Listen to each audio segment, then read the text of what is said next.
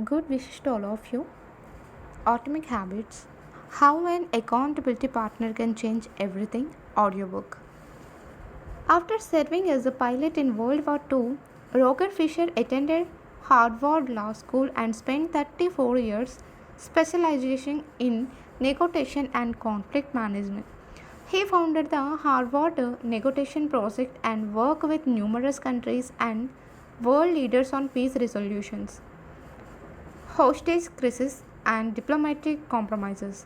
But it was in the 1970s and 1980s, as the threat of nuclear war escalated, that Fisher developed perhaps his most interesting idea. At that time, Fisher was focused on designing strategies that could prevent nuclear war.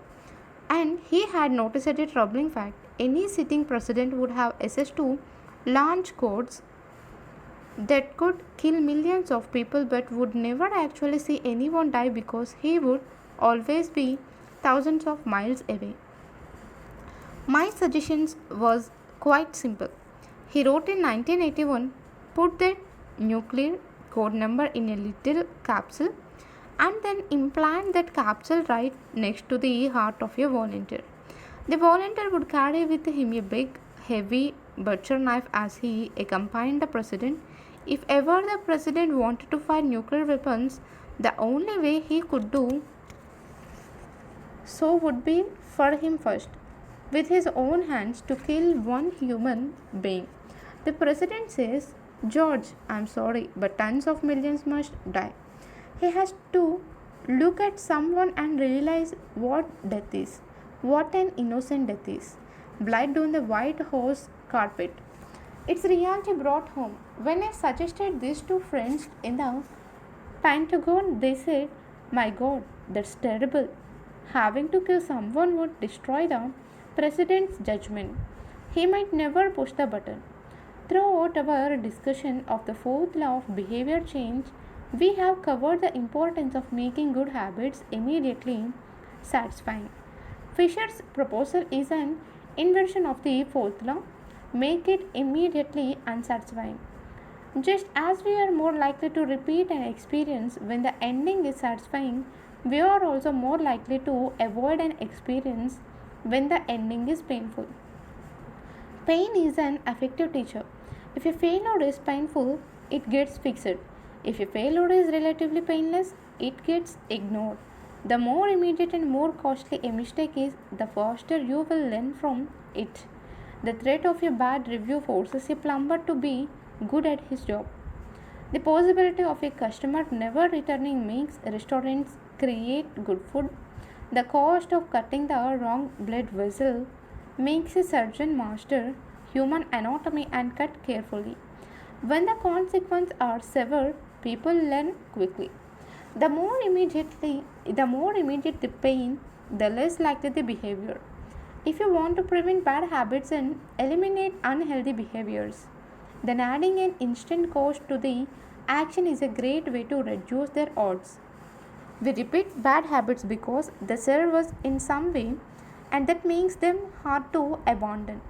The best way I know to overcome this predicament is to increase the speed of the punishment associated with the behavior. There can't be a gap between the action and the consequences.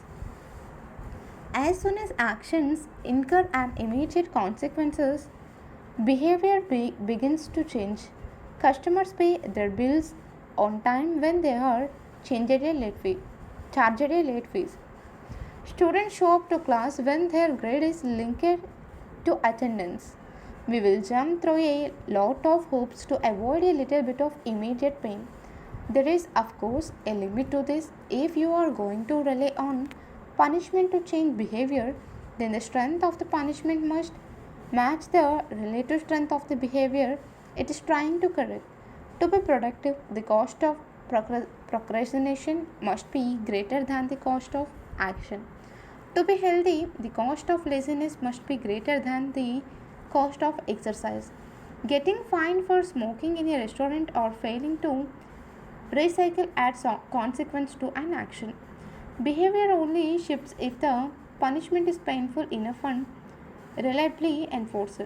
In general, the more local tangible, concrete, and immediate the consequence, the more likely it is to influence individual behavior. The more global, intangible work and delay the consequence, the less likely it is to influence individual behavior. Thankfully, there is a straightforward way to add an immediate cost to any bad habit. Create a habit contract. The habit contract. The first seat belt law was passed in New York on December 1, 1984. At the time, just 14% of people in the United States regularly wore a seatbelt, but that was all about to change. Within 5 years, over half of the nation had seatbelt laws. Today, wearing a seatbelt is enforceable by law in 49 of the 50 states. And it's not just a legislation, the number of people wearing seat belts has changed dramatically as well. In 2016, over 88% of Americans buckled up each time they got in a car. In just over 30 years, there was a complete reversal in the habit of millions of people. Laws and regulations are an example of how government can change our habits by creating a social contract. As a society, we collectively agree to abide by certain rules and then enforce them as a group. Whenever a new piece of legislation impacts behavior, seatbelt laws, banning smoking inside restaurants, mandatory recycling, it is an example of a social contract shaping our habits. The group agrees to act in a certain way, and if you don't follow along, you will be punished. Just as governments use laws to hold citizens accountable, you can create a habit contract to hold yourself accountable. A habit contract is a verbal or written agreement in which you state your commitment to a particular habit and the punishment that will occur if you don't follow through. Then you find one or two people to act as your accountability partners and sign off on the contract with you. Brian Harris, an entrepreneur from Nashville, Tennessee, was the first person I saw put this strategy into action. Shortly after the birth of his son, Harris realized that he wanted to shed a few pounds. He wrote up a habit contract between himself, his wife, and his personal trainer.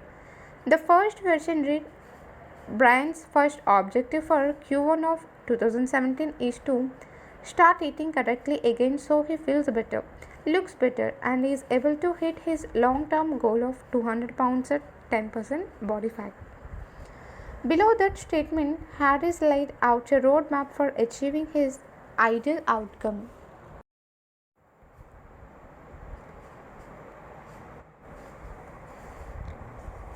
Phase 1, get back to a strict slow carb diet in Q1.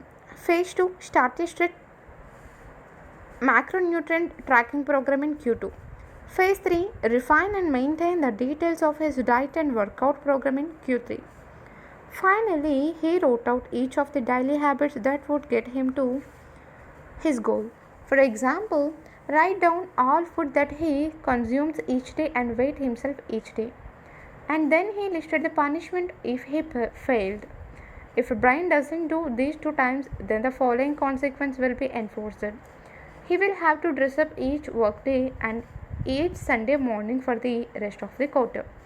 Dress up is defined as not wearing jeans, t-shirt, hoodies or shorts. He will also give Joy, his trainer, $200 to use as he sees fit if he misses one day of logging food. At the bottom of the page, Harris, his wife, and his trainer all signed the contract.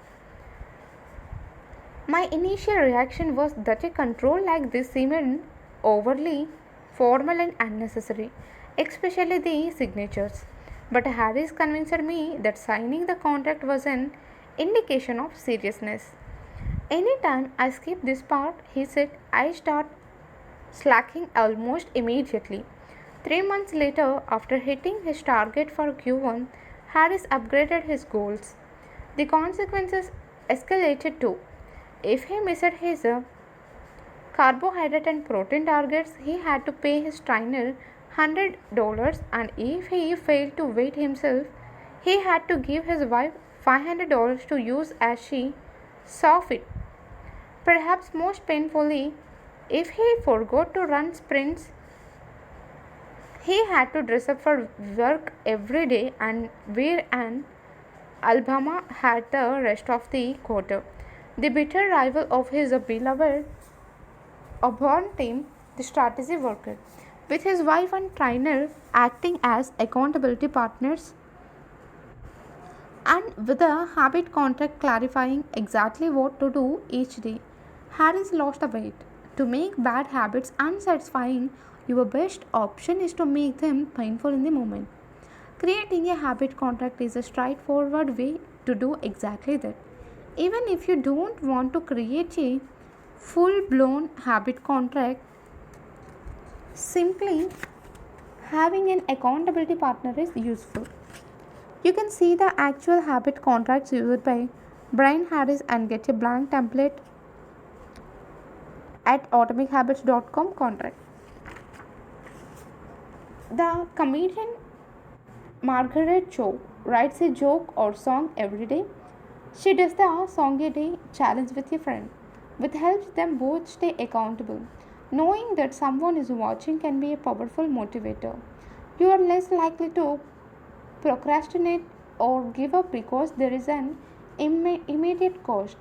If you don't follow through, perhaps they will see you as untrustworthy or lazy. Untrustworthy or lazy. Suddenly, you are not only failing to uphold your promises to yourself, but also failing to uphold your promises to others. You can even automate this process. Thomas Frank, an entrepreneur in Boulder, Colorado, wakes up at 5:55 each morning, and if he doesn't, he was a tweet automatically scheduled that says it's 6:10 and I'm not up because I'm lazy. Reply to this for $5 via PayPal limit 5 assuming my alarm didn't malfunction. We are always trying to present our best selves to the world. We comb our hair and brush our teeth and dress ourselves carefully because we know these habits are likely to get a positive reaction. We want to get more grades and graduate from top schools to impress potential employers and mates and our friends and family. We care about the opinions of those around us because it helps if others like us. This is precisely why getting an accountability partner or signing a habit contract can work so well. This chapter summary: the inversion of the fourth law of behavior change is making it unsatisfying. We are less likely to repeat a bad habit if it is painful or unsatisfying. An accountability partner can create an immediate cost to inaction. We care deeply about what others think of us, and we do not want others to have a lesser opinion of us.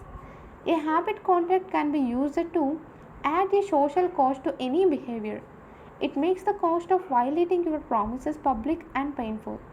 Knowing that someone else is watching you can be a powerful motivator. Thank you.